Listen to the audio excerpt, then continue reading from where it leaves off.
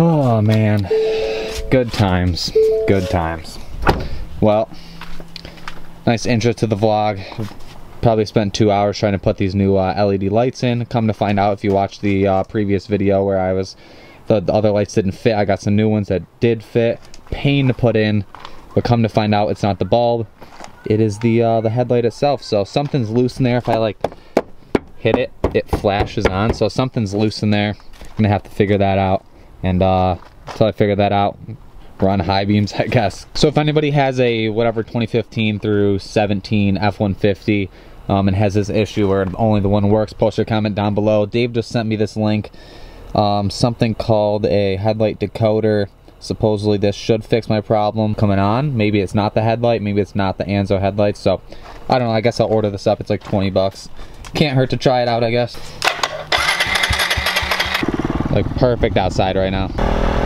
Okay, so I'm quickly cutting into today's video to thank the sponsor, which is Vikings War of Clans. Here's some gameplay of the game if you haven't seen it. But Vikings War of Clans was inspired by the famous strategy and different RPG games of the 90s. Kind of like today's games like Fortnite that I'm pretty sure most of you already play. And what makes Vikings World so addictive is that it has more than 20 million online players and constantly changing all the time and evolving constantly and never-ending fighting over resources, forging new alliances, and competing in live events. If you want to help me and the channel, you can download the app down below in the description for free. So if you download it through my link, you'll get 200 points instantly and a protective shield right when you download it. Look up my nickname on Vikings, it's just Tyler M, it's super simple. Also, Vikings this month is holding a giveaway for 4 drones. 2 of the 4 drones are a DJI Phantom, a DJI Spark, and 2 others. So if you want to check out that contest, the link will also be down there to their Instagram. Once again, thank you to Vikings War Clans for sponsoring this video, and we'll get back into taking this pit bike apart.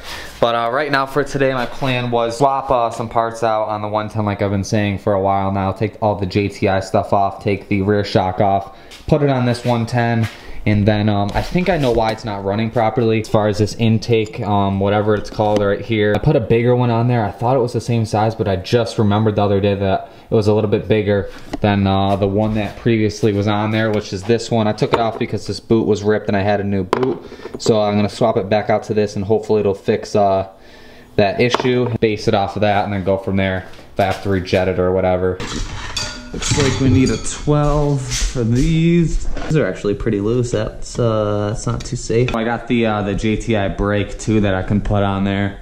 Not sure if I want to run it. This one's tucked in super far. I can barely get my foot on the edge of it. Maybe if I space it out a little bit I can, but I'll adjust it a little bit, see if we can get it to work. Because obviously the JTI one's a little bit better than stock. Definitely not gonna bend back, that's for sure, because it goes over the top, not under. It won't like hook on anything or grab. Might take a little bit longer that I don't have a socket, just a wrench. There we go. Boom, this thing's off. Clean it up a little bit before I put it on there. It's not too dirty actually. All right, there we go. Yeah, it'll be a lot easier to get the solder pin on. There we go. Boom, boom. This thing's off.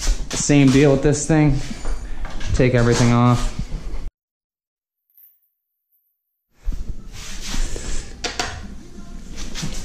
So I can get these mounts out like so. Boom, there we go. Procrastinated doing this for a while now. I don't know why, just one of those things. You know? The back ones first. It's a little bit easier, get it all lined up. So the purpose of this, the whole JTI skid plate, and then it comes in on the back here. You put 2 bolts in the back. That way, for heavier people that ride the bikes, you can't, typically what can happen is these foot peg mounts will pull out, it'll strip the threads out, and then you'll have to get new cases or re-tap it, and then it's not the same, and you'll just have issues. So the JTI it's a lot more sturdy, a better skid plate overall. You can put some big pegs on there. I think these are based off of a YZ125 peg mount, so you can, any peg that fits a YZ125 you can put on here. And then you're gonna put the over-the-top brake on, so then the brake, when you come in a corner, it'll like pull back on you. So it'll eliminate that. And yeah, that's the point of the JTI stuff. Super solid, really good quality stuff. He hooked it up for that pit bike build, if you guys didn't see that pit bike build back in the day. So I'll leave the link if I remember to JTI, where you can check his stuff out. He's got some other parts. I think he sells like triple clamps, bunch of other parts for the 110s. So check them out.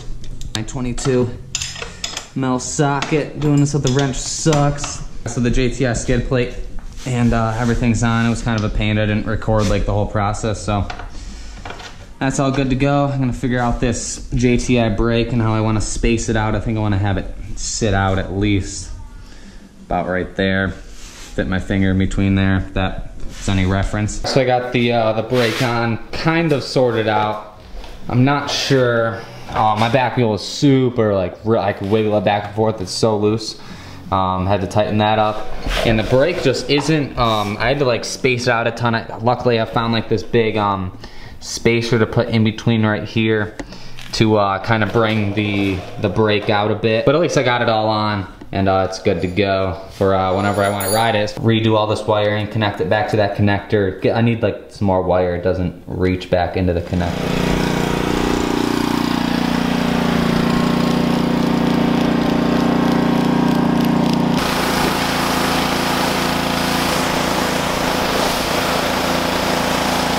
So it's the next day. As you can tell, we are, I got a temporary skid plate on there, that way it can sit flat on here because I don't have the foot peg mounts on there yet.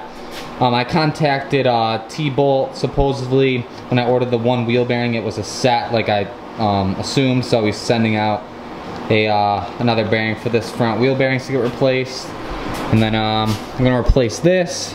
Still gotta find a pipe for this thing too somewhere, and hopefully this will fix the issue of it bogging. We'll see. Might have to rejet it like I said before, but this thing's good. Get it thrown back on here.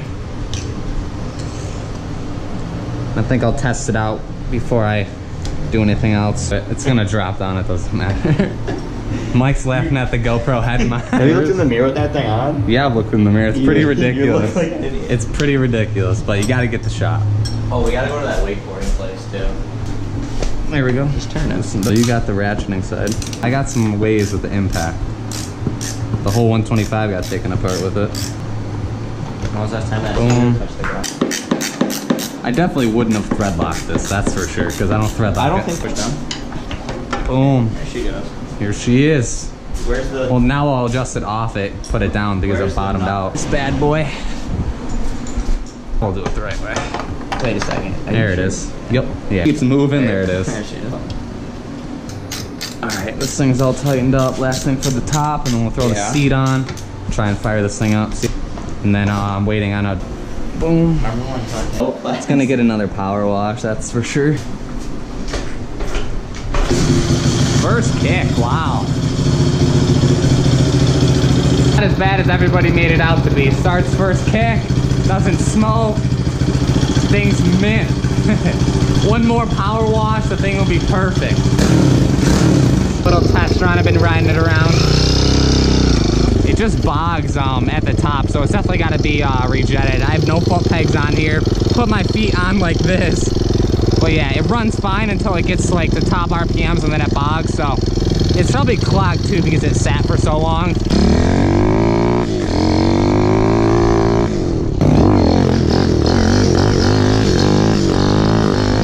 It runs better than it did before, that's for sure.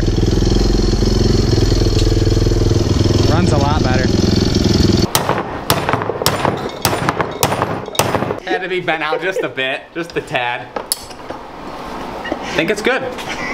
No, actually, maybe come in a little bit. Next bike on the list, take the stocker off. Same deal, I don't need to film the whole thing, but tighten it down a tad. Alright, this thing is out. Slap that in there. Pretty much complete putting this thing in. Yeah, a little bit. Drop it down, we'll test the this puppy out. Second. Oh, springy! That's gonna no, hurt. Honestly, but tightening it up, I can stiffen up the rebound a little bit or slow it down. How much did you tighten it? Halfway. That's way too much. Well, I forgot I needed a shock spacer since now it's like super low on there. It's not like, it's like a, I forgot it was for a stock 110, not a 110L. So I got to get that little Not very comfortable. 1.5 spacer. It keeps bottoming out. And a half shock spacer. Justin has one, I think, and then why don't you just tighten up the other shock? The other shock you can't adjust at all. I found my shock spacer that I'm gonna put on there really quick. My life a little bit easier. All right, we got it on there. We tighten it up. Looks like I gotta straighten it out a little bit, or still has a little bit of space. Maybe it's not meant for this. Right now we can test it out. Oh, well, it definitely evened it out. It's a lot more comfortable now. It's actually a lot taller than it was before. Once you sit on it, it comes down how it was before, but we'll see after I actually ride it on a little mini track, ride it around a little bit more, and then I'll really make my decision. But for right now, it's pretty good. I think I'm gonna cap the video off here. If you guys enjoyed it and you're new, definitely hit the subscribe button down below. Comment down below some other things you want to see me put on this thing. And yeah, off that, I'll see you guys tomorrow in the next video.